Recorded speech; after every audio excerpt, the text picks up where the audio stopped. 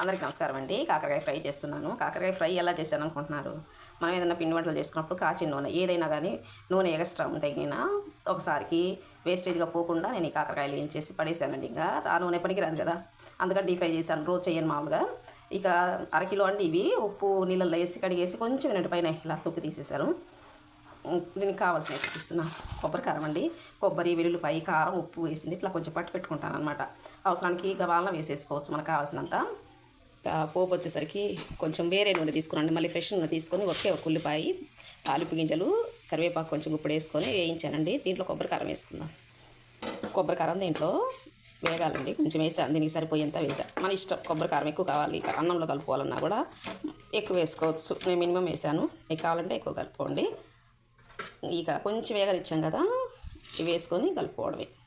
ఉల్లిపాయ వేస్తే ఏమవుతుందంటే చేదు పోయేదండి, కాకరకాయకున్న చేదు అనేది పోయి కొంచెం తీపిదనం వస్తుంది. ఉల్లిపాయ తీపి కదా, ఇక వేయించుకోవడమే. జస్ట్ అలానే తీయటమేనండి. కొబ్బరి కారం ఏగితే సరిపోయిద్ది అనమాట. ఇది కాకరకాయ మీకు చూపిస్తున్నాను నా వంట ఊరికే జస్ట్ అలా. పప్పు అండి, నేను షార్ట్ చేద్దాం అనుకుంటే వీడియో అయిపోయిందండి. అది వీడియో చేసినాను చూడండి. పెసరపప్పు, పెరుగు తోటకూరతో పప్పు చేసాను. మెంతులు వేసి మెంతి కూర వేద్దామంటే మెంతి కూర దొరకలేదు, ఎండాకాలం కదా. సరైన మెంతి కూర ముందే పోపేసి చేయడం ఈ విధానం అనేది ఒకసారి వీడియో చూడండి కావాలంటే. బాయ్ అండి, థ్యాంక్ యూ ఫర్ వాచింగ్.